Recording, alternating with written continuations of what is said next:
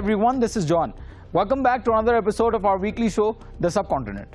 Our program aims to address important issues in the subcontinent which affect the governments, people, organizations, and the region as a whole. We will try to explain the issues, break down controversies surrounding them, and try to have some external perspectives from experts and people. Please stay with us. In this edition of the Subcontinent, we shall look into Pakistan increases its military budget in the 2020 to 2021 fiscal amid COVID-19 pandemic. Also, we focus on the plight of Indian migrant workers in Persian Gulf Arab countries. Pakistan has increased nearly 12% of its military budget amid series of challenges like an unstable economy, poor health infrastructure, and lack of education in the country.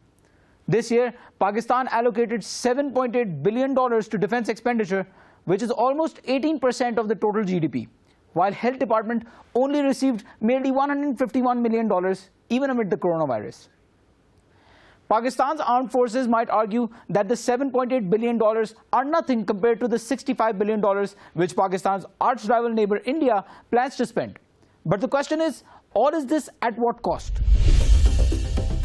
Pakistan allocated $7.85 billion for defense budget and merely $151 million for health in the budget for the financial year 2020 to 2021.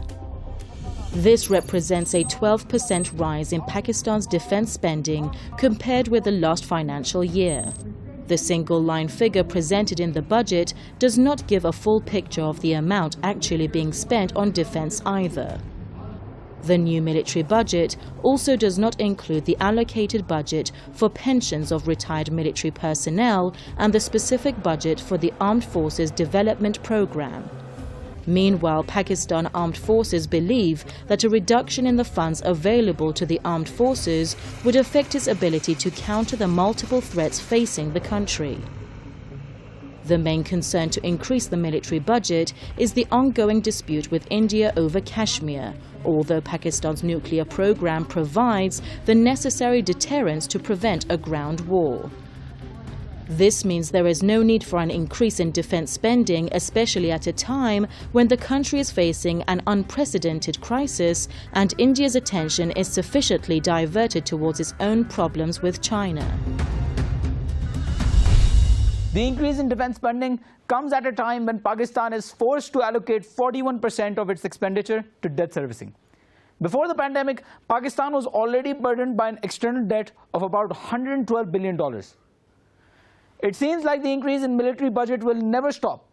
Not only does Pakistan's military receive a high budget allocation, but the armed forces earn through various projects of their own in sectors like construction, fertilizer, and even banking. All of this while millions of common civilians still suffer. The increase in defense spending comes at a time when Pakistan is forced to allocate 41% of its expenditure to debt servicing. The economy was underperforming even before the onset of COVID-19, surviving on an IMF loan package of $6 billion. The gross domestic product growth rate had plummeted from 5.5% in the 2017 to 2018 financial year to 2.4% in 2020 to 2021. Following the coronavirus outbreak, it decreased further to -1.5%. Before the pandemic, Pakistan was already burdened by an external debt of about $112 billion. Today it is facing the additional challenge of feeding some 25 million poor families that can no longer make a living due to COVID-19. Moreover, the country saw a 30% reduction in tax revenue due to the government's incompetence and decreased spending caused by the coronavirus lockdown. This led to a reduction in overall health spending as the provincial governments received less funds from the federal government. Pakistan Economic Survey 2019 to 2020 has estimated a staggering number of 1.4 million to 18.53 million people going jobless in the country. The survey maintains that the ongoing restrictions and lockdowns due to coronavirus may see at least 2.2% of the country's employed workforce going jobless, while in case of a lockdown under limited restrictions, the numbers of joblessness in the country would hover around 1.4 million.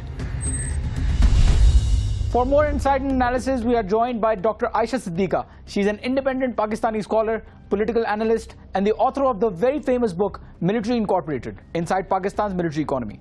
Dr. Siddiqa, welcome to the program. So, is it really necessary for Pakistan to increase the military budget while facing economic hardship in this time? Well, to put it straight, Pakistan is spending about 4% of its GDP on defense, which is the highest as compared to other countries in South Asia. Why does a country need to spend that much on defense? Primarily, its security needs vis-a-vis India. And in the COVID situation, I think Pakistan also has a nuclear cover which protects it from an outbreak of war. Also, it needs to work on peace. But I don't think there is an immediate need for Pakistan to spend so much on defense. It is fairly secure. It needs to divert those resources towards pandemic, towards relief for people. The other thing which is important is that at this point in time, the present government in Pakistan is almost not, it has reduced its testing of COVID, which makes it look like as if Pakistan is recovering much quicker. But the general perception is Pakistan is recovering much quicker from COVID, and therefore it doesn't need to spend so much on pandemic, on relief provided to people, and so it needs to provide for its security, military security more. Now, there is also the issue of external debt. This raise in defense budget is surely not going to help with that. What do you think? Well, Pakistan's overall total external and internal debt is about $112 billion. That's a huge amount. I mean, the two heads of accounts which get most funding, most resources, government resources, is debt servicing and then followed by defense. Definitely debt servicing, and the problem is that there is an issue of governance, poor governance, which is one of the causes for a high debt servicing. But also in this point in time when repaying debt is a huge burden, Pakistan seems to be going towards increasing its debt burden. For example, increasing borrowing from China.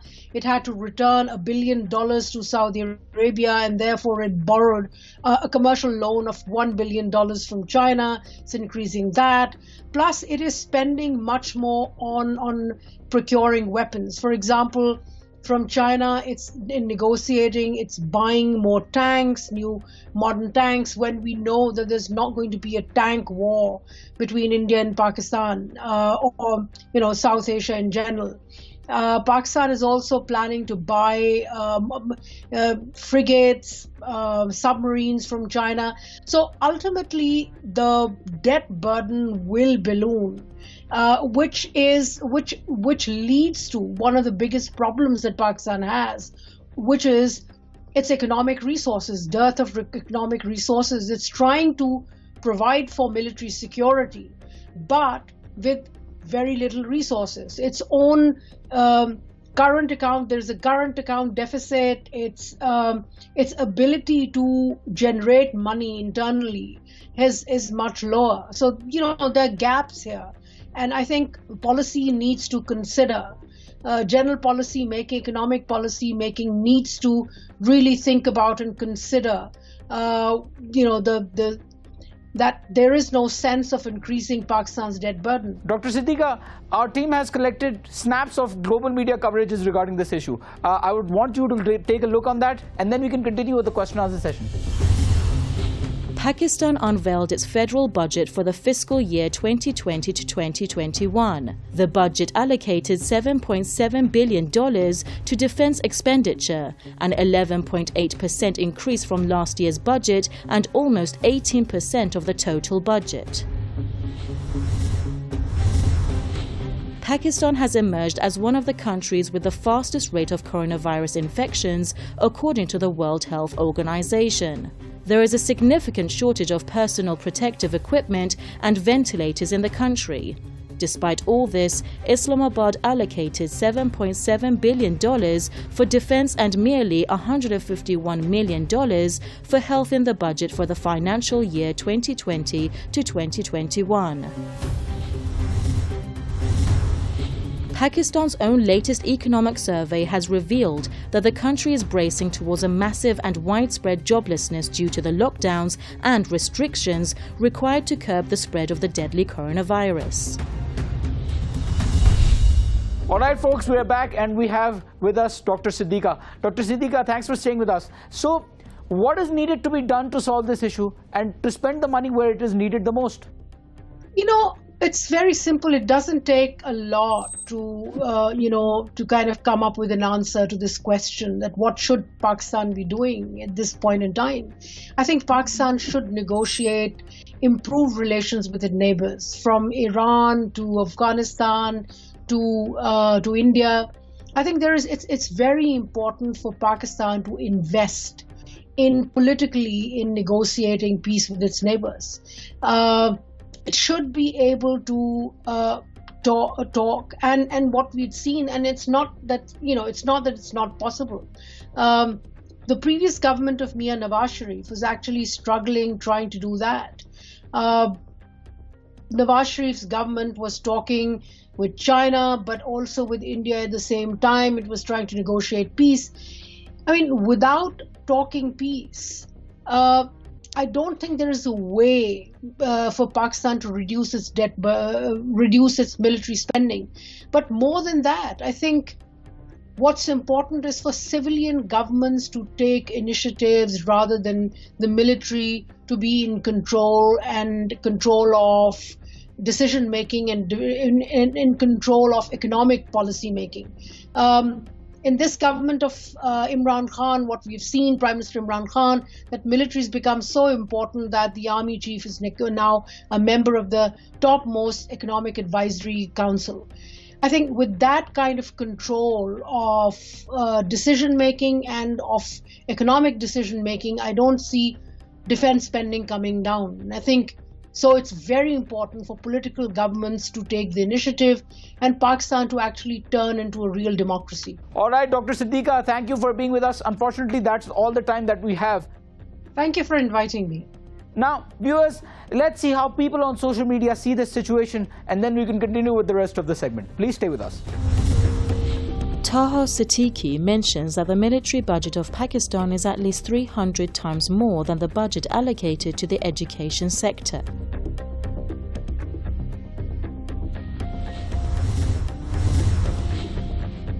Farhatullah Baba cites a report released by the Stockholm International Peace Research Institute, which shows that Pakistan and India's military budgets are 4% and 2.4% of their GDP, respectively. Mushtaq Rajbar also gives the fact that the Pakistani Armed Forces budget has increased by 73% since 2009. Regarding the debt issue, according to the report of the State Bank of Pakistan, Shahbaz Rana mentions that the Pakistan's external debt and liabilities has reached approximately $113 billion.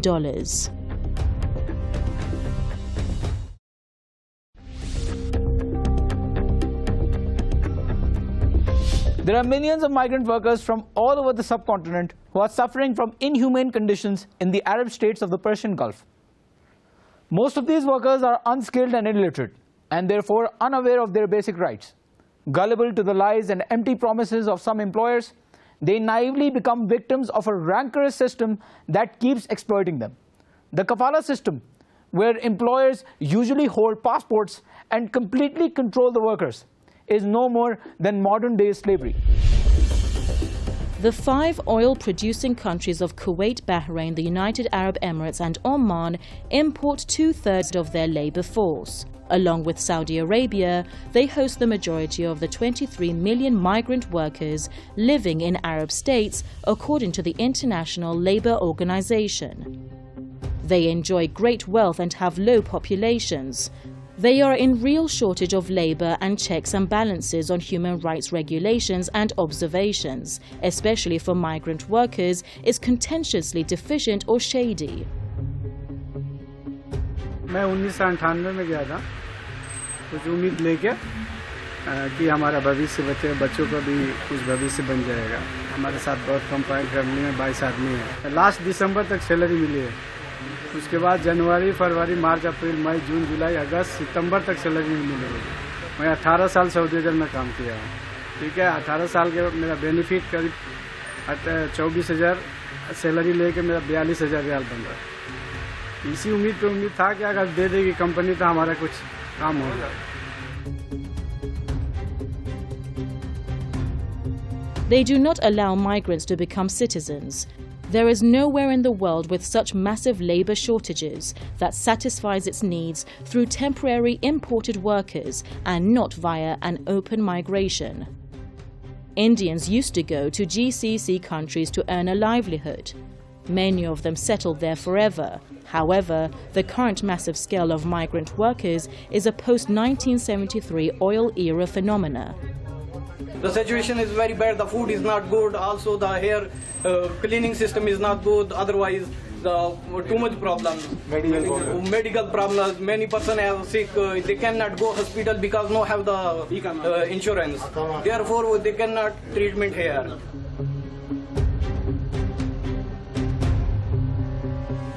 Indians are the largest immigrant group in the UAE, where they constitute 30% of the population.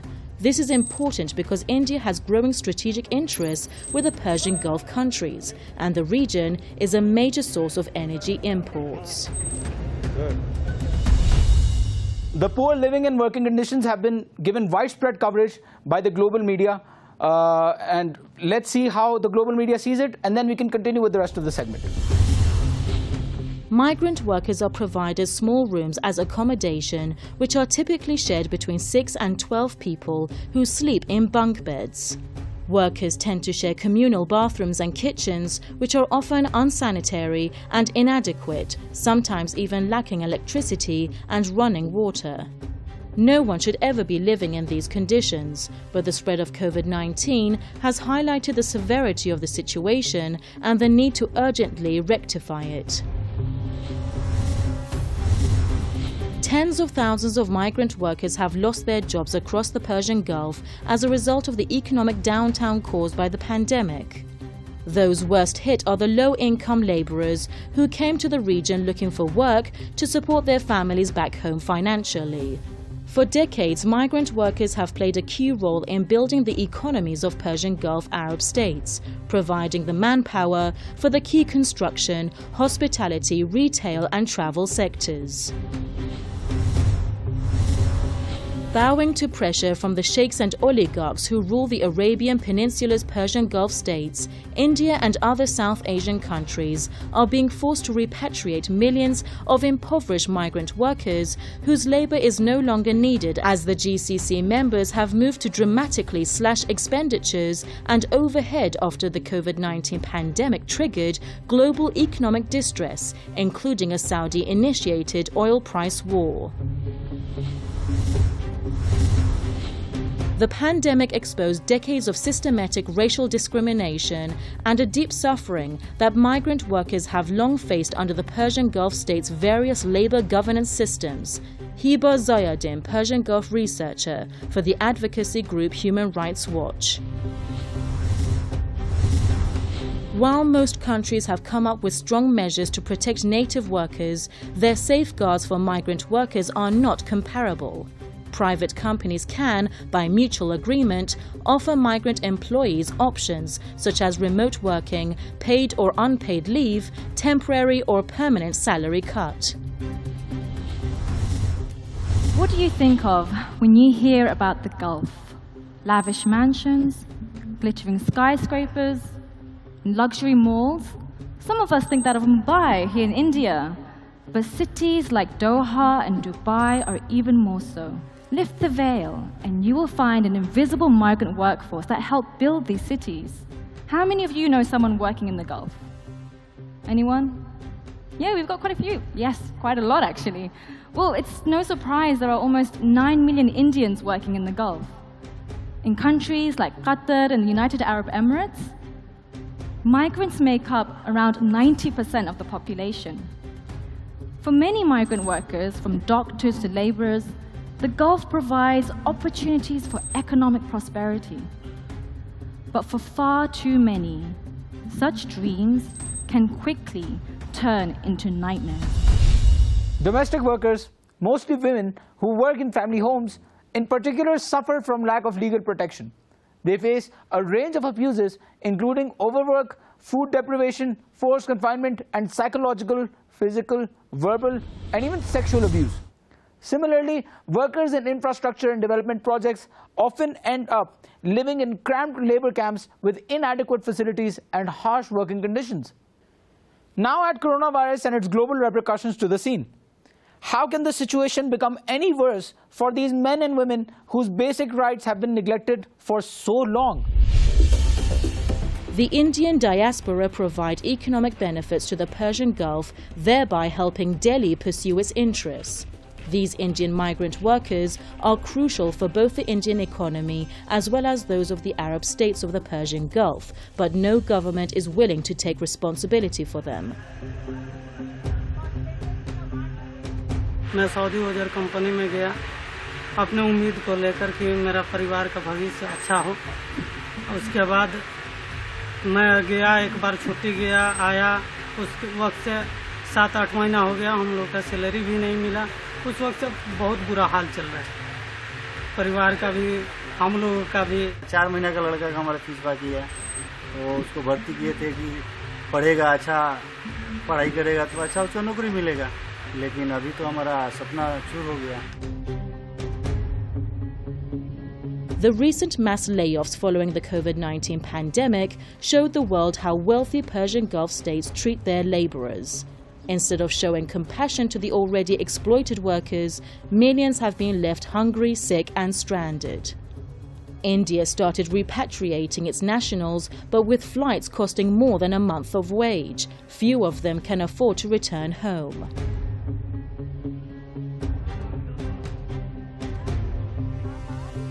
We have these 177 passengers who are flying out from Dubai today, and mostly these are Indian workers who were stuck here. Some had lost their jobs. Workers should have access to information and be protected from the debt traps of recruitment firms.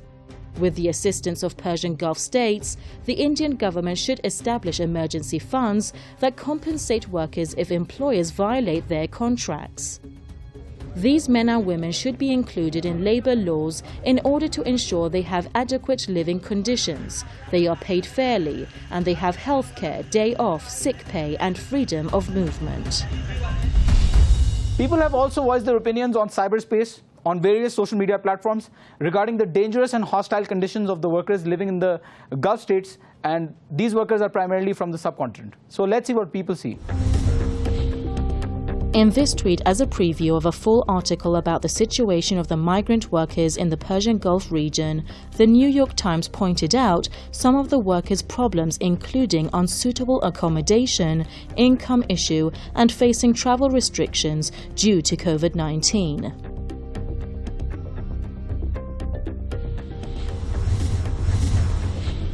Herbert Brooksbaum also refers to the same article, saying that as the coronavirus spreads, the migrant workers face more serious problems.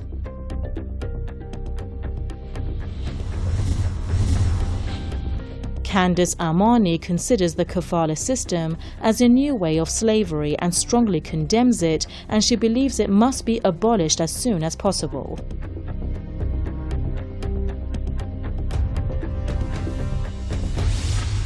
Alright folks, this marks the end of this episode. To watch bits of our show and more updates, follow us on our social media platform and make sure that you give us feedback about what you think.